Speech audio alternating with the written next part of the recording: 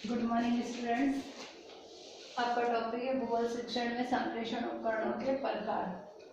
भूगोल शिक्षण में संप्रेषण उपकरण चार प्रकार के होते हैं: क्रियात्मक सामग्री, प्रयोगात्मक सामग्री, श्रव्य सामग्री और दृश्य सामग्री। कि हम किस सामग्रियों का या उपकरणों का प्रयोग करके हम भूगोल शिक्षण को समझा सकते हैं। सबसे पहले होती है क्रियात्मक सामग्री। क्रियात्मक सामग्री जिसको करके सीखा जा सकता है। क्रियात्मकता का मतलब जिसको करके सिखाया जा सकता है।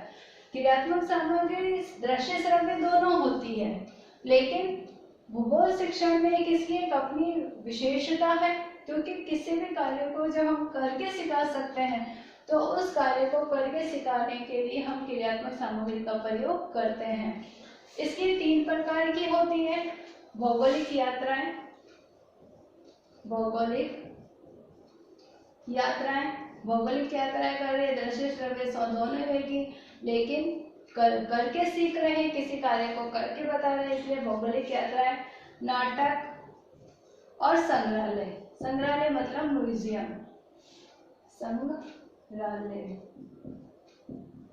संग्रहालय मतलब म्यूजियम। फिर होती है तीसरी प्रयोगात्मक सामग्री। इसको डिटेल में बाद में समझाती हूँ। प्रयोगात्मक सामग्री जिसका प्रयोग करके हम शिक्षण को कार्य को अच्छे से कर सकते हैं। ये दो प्रकार की होती है। एक होती है ट्रेसिंग टेबल और एक होती है सर्वेक्षण। ट्रेसिंग टेबल जिसका प्रयोग करके हम किसी जगह का मानचित्र बना सकते हैं। सर्वेक्षण सर्वे के आधार पर सर्वे में किन किन चीजों का प्रयोग होगा, उन उपकरणों का प्रयोग कर हम सर्वेक्षण के आधार पर प्रयोगात्मक सामग्री का उपयोग भूगोल को समझा सकते हैं, प्रयोगात्मक सामग्री का उपयोग करके। श्रव्य सामग्री जिनको सिर्फ सुना जा सकता है। प्रयोगात्मक सामग्री को देखा भी जा सकता है और सुना भी जा सकता है। टीचर जब समझाएगा, किसी कार्य को समझा रहा है और सामग्री हमारे सामने उपलब्ध है, तो दृश्य श्रव्य दोनों ही है। यहाँ पे भी दृश्य श्रव्य दोनों ही है, लेकिन यहाँ पर सिर्फ श्रव्य सामग्री जिसको सुना जा सकता है, जिसके आधार पर, सिर्फ सुनने के आधार पर हम भूगोल का शिक्षण प्रदान कर सकते हैं। पहला आता है रेडियो, दूसरा आता है ग्रामोफोन,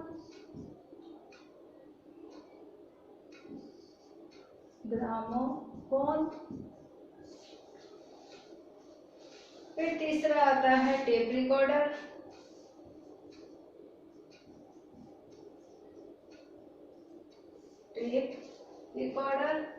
और रिकॉर्डर प्लेयर। अब तो ये सारी ही चीजें हमारे क्या फोन में ही आ जाती है। रिकॉर्डर प्लेयर तो जिसको सिर्फ सुनकर हम प्रयोग में हम किसी विषय का शिक्षण दे सकते हैं। रेडियो प्राचीन समय में बहुत चलता था, जिसके माध्यम से हम समाचार सुनते थे, या हम ये कह सकते हैं मौसम के समाचार भी सुनते थे कि कहाँ पे बारिश हुई, कहाँ पे नहीं। आजकल हम टेलीविजन पर सुन भी लेते, देख भी लेते। ग्रामोफोन सिर्फ जिसके माध्यम से सुना जा सकता है और सुनने के माध्यम से हमें कई चीजों जानकारी प्राप्त होती है। टेप रिकॉर्डर वर्तमान पुराने समय में चल रहा था, और रिकॉर्डर प्लेयर। अब आती है तीसरी दृश्य सामग्री जिसको देखा जा सकता है। ये दो प्रकार की होती है, प्रक्षेपी और अप्रक्षेपी। प्रक्षेपी में जिनको हम देख भी सकते हैं और सुन भी सकते हैं। अप्रक्षेपी सिर्फ जिनको देखा जा सकता है, सुना नहीं जाता है। जैसे प्रक्षेपी में हम ले सकते हैं चलचित्र। प्रक्षेपी में चलचित्र, पहला चलचित्र मतलब प्रोजेक्टर पे पिक्चर भी चल रही है और उसके आधार पर कुछ बोला भी जा रहा है। फिर आता है फिल्म स्ट्रिप्स,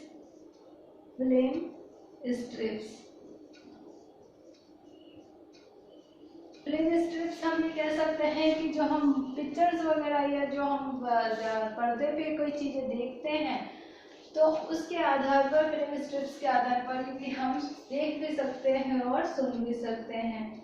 फिर है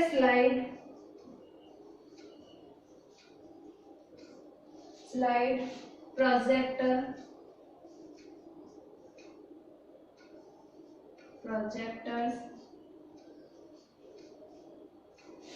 अप्रक्षेपी में सबसे पहले फर्स्ट शामपट, बहुत सारी होती है प्रक्षेपी सामग्रियां, एटलस,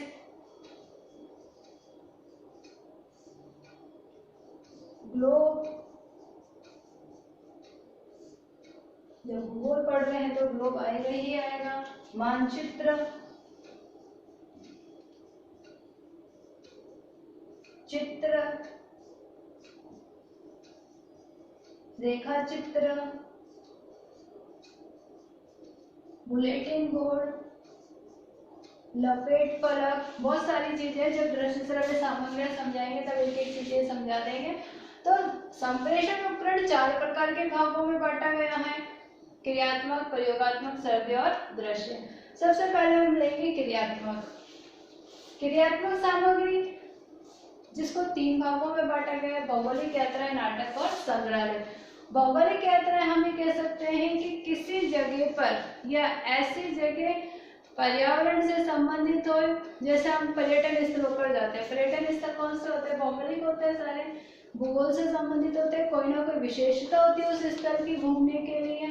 सपोज मान लो हम सीधा सा उदाहरण लें कि हम माउंट आबू जाते हैं, वहाँ पर हम क्या देखते हैं? पर्वतों की ऊंचाई देख रहे हैं, क्या क्या वहाँ पर चीजें उपलब्ध है वो देखते हैं। मौसम कैसा है वहाँ का, ठंडा है नहीं, वहाँ की वनस्पति कैसी है, किस तरीके का वहाँ पर जल की या पानी की व्यवस्था होती है। तो ये सारी चीजों की मतलब भौगोलिक यात्रा, भूगोल की दृष्टि से जो यात्रा की जाती है, जिनके लिए हम माउंट एवरेस्ट की चढ़ाई जो लोग करते हैं पहाड़ों पर जाकर, तो वो सारी क्यों करते हैं? वो सारी क्या करते हैं? भौगोलिक यात्राएं करते हैं। जैसे कर के, जिसमें क्या होता है कि कर के वो लोग उस कार्य को सीख रहे हैं, समझ रहे हैं।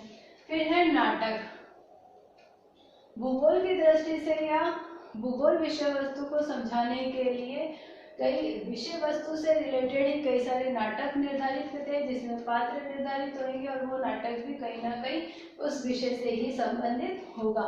संग्रहालय, म्यूजियम में हम बहुत सारी भूगोल से रिलेटेड कई सामग्रियां रखी हुई होती है। कई सारे म्यूजियम हम जाते हैं, जैसे मैं ये कह सकती हूँ कि कई सारे म्यूजियम होते हैं जिसमें अंतरिक्ष की यात्राएं हैं, या पृथ्वी की उत्पत्ति कैसे हुई है, या कौन कौन सी चीजें कहाँ पर क्या उपलब्ध है। तो ये सारी ही चीजें जो प्राचीन या पुरानी वस्तुओं हैं, उन सभी का जो एक संजो के जिनको रखा जाता है, जिनको बच्चों को हम ये कह सकते हैं विषय का ज्ञान देने के लिए उसका प्रयोग किया जाता है, वो संग्रहालय होते हैं। संग्रहालयों में प्राचीन से लेकर नवीन चीजों तक का संग्रह करा हुआ होता है।